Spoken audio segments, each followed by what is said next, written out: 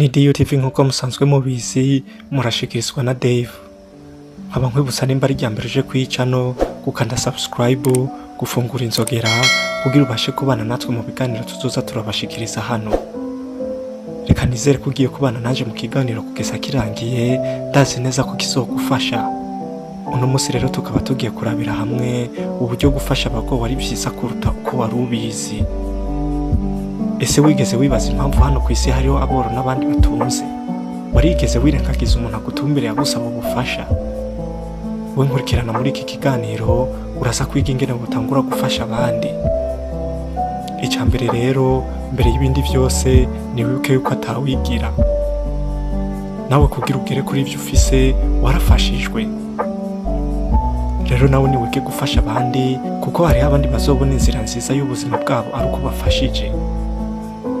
Icya kabiri, ubuzima n'urugendo bisaba gufatana amaboko, birasaba ko unzamura nanje nkakuzamura. Burya Imana irakunda abafasha abandi, niyo mpamvu ibahezagira bakagira ubuzima bwiza. Ufise gufasha abandi kuko nawe ntuzi kutazokenera ubufasha ku bandi, kandi ntuzi uzofasha abawe mu gihe wewe utakibishoboye kubafasha. Ubuzima budufitiye impano nyinshi zitandukanye, naho umenye ejo yuko hameze. Hariho benshi baryamye ari abakire bakavyuka bisanga mw'ibarabara, ndetse n'abandi baryamye ari abakene bavyuka bisanga ari abakire. Rero naho umenye ibyo kazoza kamuteganiriza ushatse gufasha abandi. Abakera baravuga ngo aho uri hari abandi, kandi ngo ntawe uhoraho yahoze. Fasha abandi kugira ubuzima bwawe bworohe. Iyo uzoba uriko urafasha abandi, umenye ko nawe uzoba uriko uriteganiriza kazoza, kuko burya ngo ukora neza ukayisanga imbere. Rero we kora neza wirenganire. Ubuzima ni icigwa kidahera, ndetse kandi atabuzi formule bisaba kugira umuntu yisanga ahantu heza. Rero dukwiye gushigikirana tugafatana mu mugongo kugira tube magiriranire.